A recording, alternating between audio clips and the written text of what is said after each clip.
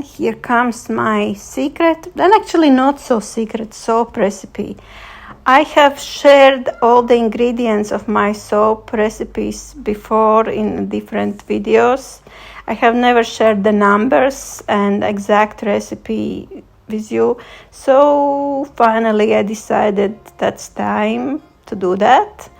And the most important part of this video will be at the very end, where I will go through the charts printed out of the soap calc. So buckle up for the long video, and here it comes. So first comes the water for the lye solution, and I add always the water mostly as a form of ice, but there will be a little departure from my usual routine. Usually I will dissolve this salt and citric acid in the water before I add the ice cubes, but this time I forgot to do that. So I'm adding the citric acid and salt to my ice cubes and mix together with the lye, which will come afterwards. And actually it worked out quite fine, so it was no problem. And as you can see, I am wearing gloves and also wear my goggles, so to protect my eyes and hands, because lye can cause a damage to your skin, but the skin is not so bad. You can wash it off easily, but eyes are really, you need to protect your eyes. Don't skip the goggles. Keep your eyes safe. And also, you don't need to write anything down. The recipe will be in description. And also you will see the printouts at the end. And this is my cacao butter and shea butter, which I will melt as hard butters. Usually the cacao, the coconut oil comes with them, but since it's very hot in my studio at the moment, my coconut oil has been melted. You will see it, and that's why I don't need to put it with the hard oils to melt on in the water bath. So here is my most important oil for my soap, my olive oil. And sometimes I use some infused olive oil, but this time it's just an olive oil as it is. And you will see now this is a coconut oil. You will see it's all melted in the heat.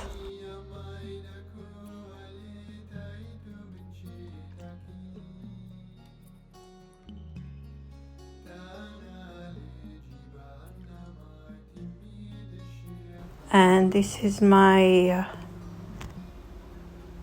castor oil.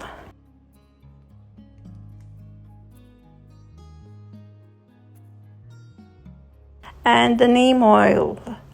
Sometimes I use argan oil instead of neem oil, but I will talk about that later. And also I will put some additives in the soft oils, like my kaolin clay, which helps to preserve the fragrances better, and also my coconut milk, which I replace part of the water element in my soap with the coconut milk, which gives a richness to the soap. And here come my essential oils. I don't use ever the fragrance oils. I use only essential oils for my soaps. And since this is a French lavender soap, the main essential oil is French lavender oil. But I never use just one essential oil. I feel that if you use just one oil, the depth of the fragrance is kind of flat. I like to add some other oils. Even a small amount gives different depths. And here my hard oils are melted. I'm adding them to the soft oils. And here come my colorants. I use the indigo root powder, which is kind of tricky colorant. It can change the color depending how you use it, and also it can accelerate the trace of the soap very much. And this is the one-time experiment which I am doing. I am adding a little bit of ultramarine, which is the oxide, just to see if it deepens or darkens or changes the color of the soap in any ways if I add to these natural colorants. And this is a purple Brazilian clay, since that's the lavender soap.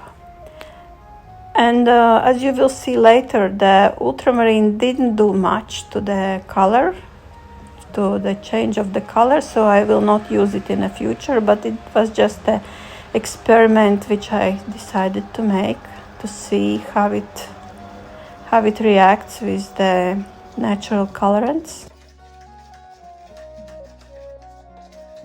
And I am mixing them with the water, with filtered water. Many people use in the soap distilled water, but since in Switzerland the water is really good, I just use the filter water just to get out the hardness. Otherwise, that water is absolutely fine.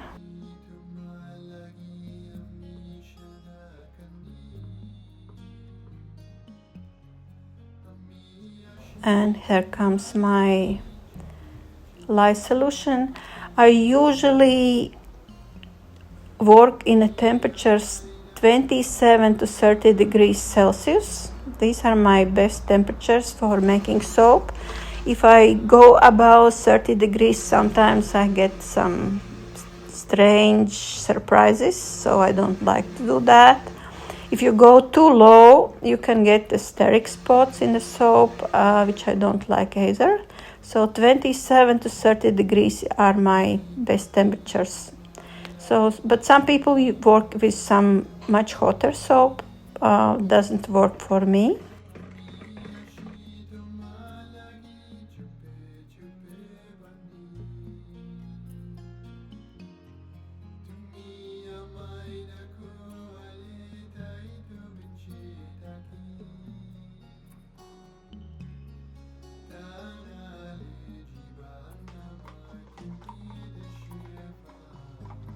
And you will see later that this colored soap with the clay and with the indigo, it hardens, it thickens much faster than uncolored one.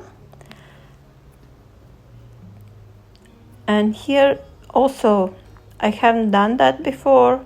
I'm mixing some spirulina with the olive oil to see if I can add a little accent inside of the soap, but as you will see later, it didn't make so much difference. I will not do it again. It was just an experiment also. It worked nicely on top of the soap, but inside of the soap I didn't really see any visible difference.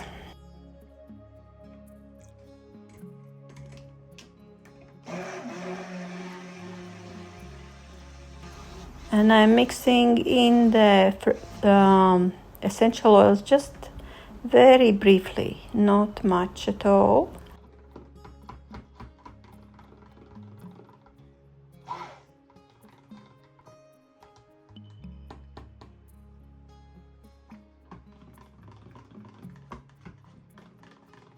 And as you can see, the colors are kind of morphing a lot, and it will be different when the soap will be ready. Right now they look like a mud, not much of the purple or blue.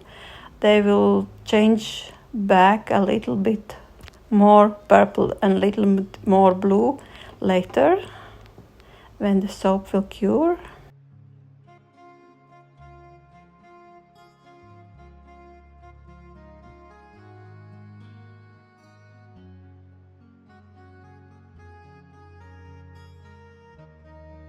And by the way, I use what's called like 5-pound mold, like it's 2-kilo mold, and that's what my recipe is meant for when you will read it in grams.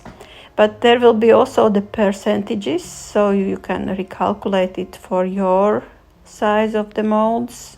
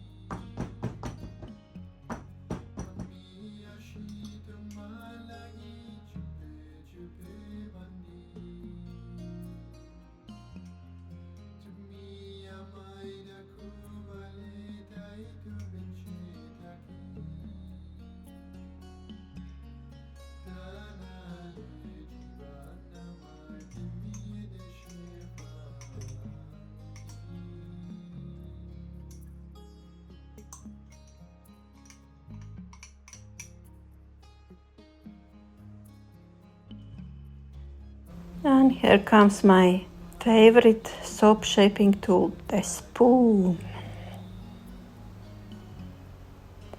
I usually put lavender flowers, the whole lavender flowers on this soap, but since I didn't mark it, so I didn't know where to put it, and I thought about that too late, so this time I will just decorate it with my second favorite decoration on top with the tapioca pearls, which you can buy in Asian food stores. It's just tapioca in the form of the pearls. They come in white and green colors in the shops, but you can also color them if you brush them with oil and then add some colorant. You can turn them in different colors, and they look really nice on top of the soap. And also when you wash afterwards yourself with the soap, then they they do no harm. It's just the tapioca.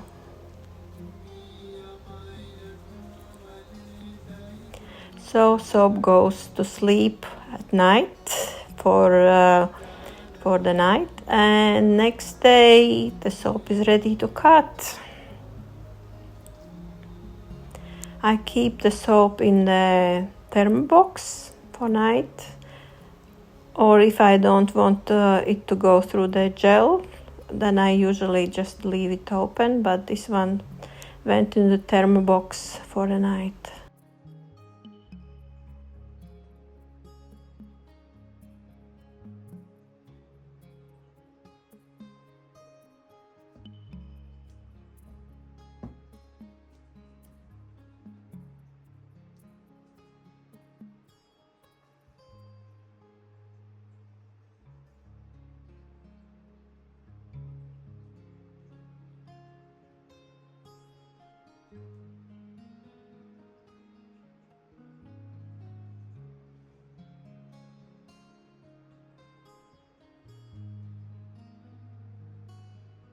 And it's beautiful, actually. I like it very much.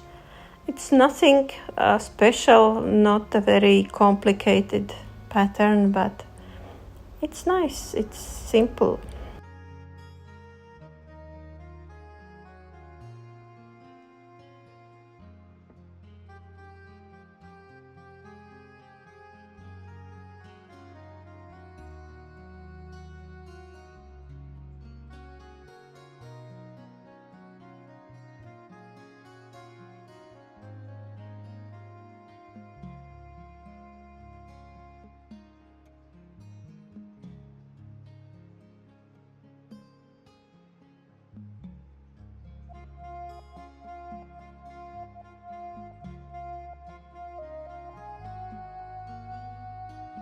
And of course, if you like the video so far, you can leave a like and subscribe if you want to see more videos like this or different ones. And also I will leave down in the description below the other recipe videos which I have with olive oil soap recipe, and also one of my first soap recipes which I made. I have videos about that.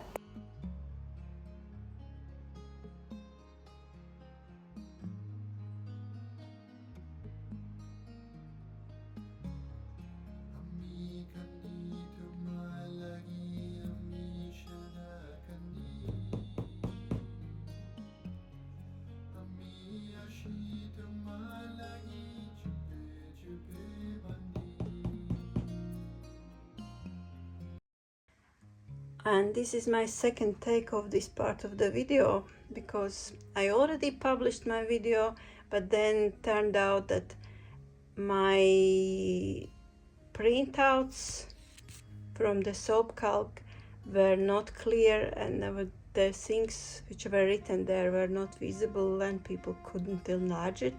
So I'm doing it again. So you can see I have 3 charts here, and they don't really look very different. If you look closer at the oils, there is little difference. One is with cacao butter and neem oil. One is with kokum butter and neem oil. And third one is with with cacao butter and argan oil. And basically, as you will see from the recipe which I put in the description, that basically neem oil and argan oil are replaceable by each other. You can use either one, and also cacao butter and kokum butter are replaceable. They are also possible to replace if you use this amount of the soap, basically the 5 pounds or 2 kilos of soap. If you use a different amount of the soap, I would recalculate through the calculator. And now we can look at the details. Why these things are replaceable? Because in the soap recipe, this number, the number here of the sodium hydroxide, is the most important. And as you can see, the original number is it's not exactly the same, but it's very, very close. And here also, see, here also, it's very close. So if you round it up to the closest number, it will be the same number. And why it's crossed out everywhere? Because I'm using citric acid, and citric acid, per 10 grams of citric acid, you have to add 6 grams of the sodium hydroxide. Why the water value is crossed out here? Because I am adding coconut milk, and if you add the coconut milk, it counts as in a value the same as the water. So it replaces the part of the water. These two numbers have to be at least the same. You can have more water, but you can never have more of the sodium hydroxide. If you accidentally put more sodium hydroxide when you make the live water, you have to remake it, because then your soap will be like heavy. If your hand slips and you add like few milligrams more, it's not so bad, because as you can see where it is,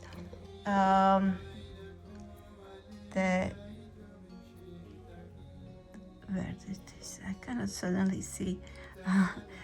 There is a super fat. I'm pointing at the wrong one. There is a super fat, and it's 5% usually. You can put more super fat if you just make a coconut soap.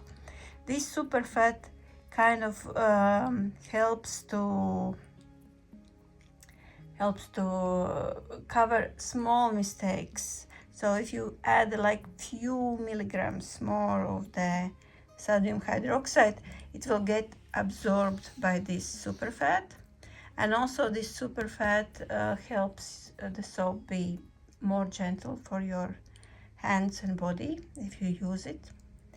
Also, one thing which I do maybe a little different than many people, I use the light concentration in my calculations, and I use 40%. You can use different ways, but at least it has to be 50%, not more than that. I use 40%, it works really well for me, so then I can put almost the same numbers here and add also the coconut milk, 100 grams coconut milk in there. And if you look at all these 3 recipes, these numbers here in this soap calc, hardness, cleansing, conditioning, bubbly, creamy, and so on, they will be very close. Not the same, but very close. And also these numbers here, if you look at all these 3 tables, they will be very similar. You can see, I will show you closer. This one, and this one. If you look at all the numbers, they are very close. If you use kokum butter, and probably you will have to use more kokum butter now because cacao butter might be short this year. It's basically the same in a soap, but when we work with the soap batter, it's a little more temperamental. And what else I wanted to say about the recipes? Yeah, if you that's something which all the soap makers will tell you. If you take the recipe from somebody else, it's really good if you can take these values, you know, the percentages, these things, and also look at these things like light concentration, super fat, and if you use the fragrance numbers, which is not so important, if you use these things, you put them in a soap calculator and recalculate recipe yourself, especially if you want to make a recipe smaller or bigger. It's good to look at these percentages and recalculate yourself. If you are just a beginner and you don't know how to use the soap calculator, there are a lot of videos where people tell you how to use the soap calculator. So that would be probably all I would like to tell you about these printed out recipes. The exact recipe I was using, it's down in the description. And if you have any questions or suggestions or something, you can always write the questions for me in the comments. I'm not so famous that I have like huge comment section, so if somebody asks any question in the comments, I will always answer. So hopefully see you next time. Ciao.